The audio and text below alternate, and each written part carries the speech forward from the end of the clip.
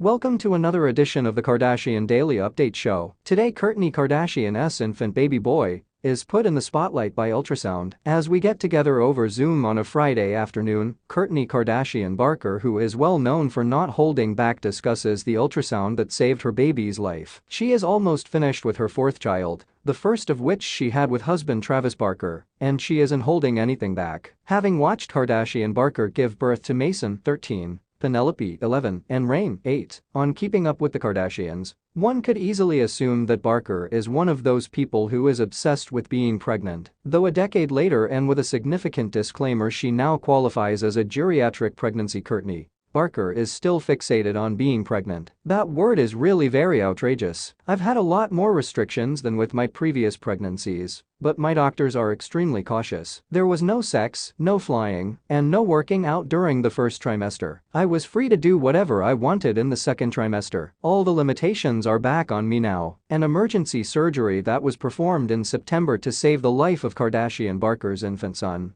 is one reason for the limitations. I had no idea about the whole new world of pregnancy until that experience, she says. It was extremely scary. I had no idea that insurance usually only pays for 2 ultrasounds during a pregnancy until I found out later. One of those ultrasounds actually saved my baby's life, and I've always been fortunate enough to go above and beyond what insurance will pay. This baby was the result of a protracted, unsuccessful IVF procedure that was chronicled on Hulu's The Kardashians. According to Kardashian Barker, I felt really pressured and pushed into doing IVF. It went against my intuition, and I didn't feel fully prepared for the mental or physical toll it takes. They chose to end that phase of their journey when they decided to take a break from IVF in order to celebrate their wedding in Portofino. We became naturally pregnant. It was an emotion beyond words. Shock followed by extreme happiness, worry and fear. But at that moment I realized how thankful I should be. It's planning time now that gratitude is involved. She intends to adopt an attachment parenting style,